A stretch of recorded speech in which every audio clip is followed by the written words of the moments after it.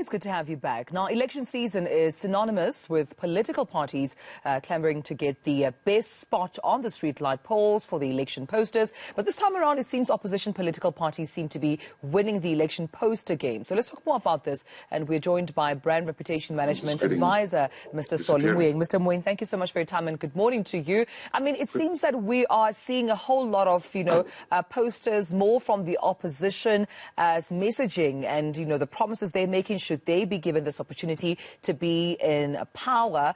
Mr. Moeng, can you hear me? I'm seeing there you're signaling you might not be able to hear me. Can you hear me? Your sound started high and went down. I don't know what happened then. All right, I'm going to try again and see if you can hear me. This way.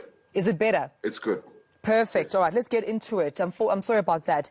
My question to you was about, of course, the messaging we're seeing on our posters, whether it's, streetlight posters or just campaign posters around the country from the opposition, rightfully so, making promises about what they will do should they be voted in power. But how would you then compare their messaging to that of the ANC?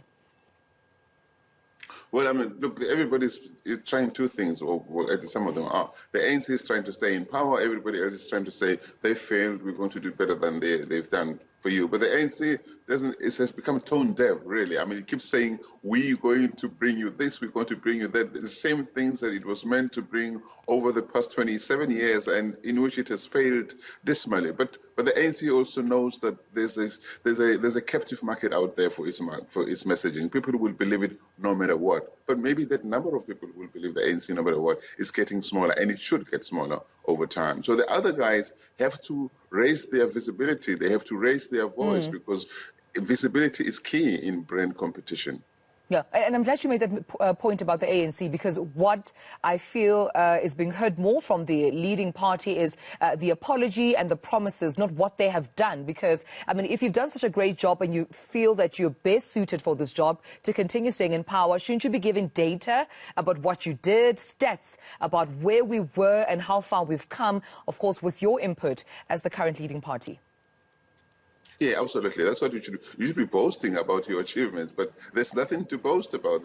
Look at the state of the country, and we cannot blame it on COVID-19 alone. There are certain things that could have been done, that should have been done long before COVID-19, and those things were not done. And the continued, corruption, and even by very senior visible leaders. I mean, look at Dr. Mkhize. I mean, this is painful, and he was not fired.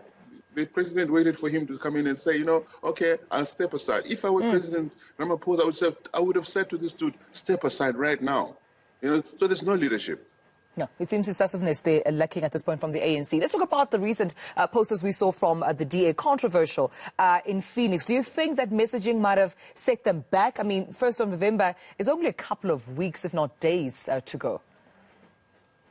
Yeah, a lot of people, people are either saying, you see, they are showing their true colors, they are racist, and other people are saying, oh, what a big mistake you've made. You shouldn't have gone. I think they shouldn't have gone that far in the first place.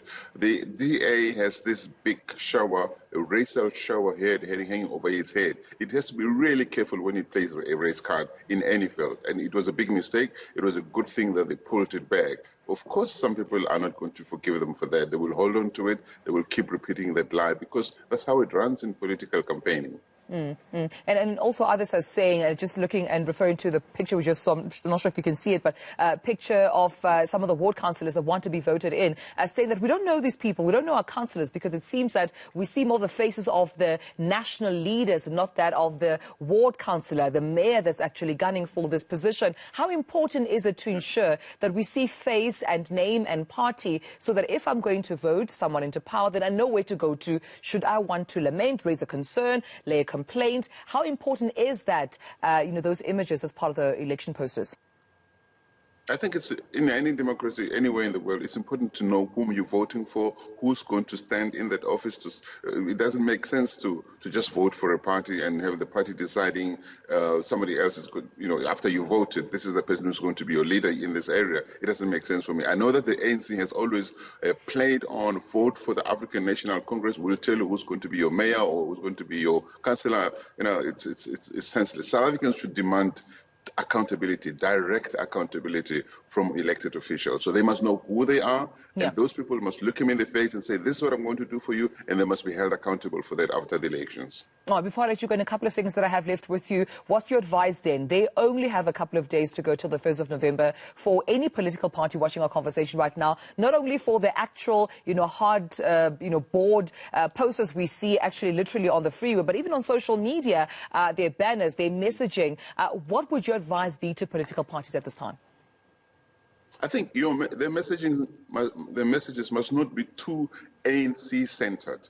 The messaging must be centered on South Africa. They must be saying, this is who we are your fellow South Africans, this is what we're going to do for you. Of course, the ANC has failed, but you can't be running on negative messaging all the time. It's all about the ANC, all about the ANC. Just tell the people what you're going to do differently and allow the people to hold you accountable for that. If you fail, you must be agreed to be kicked in the butt after that.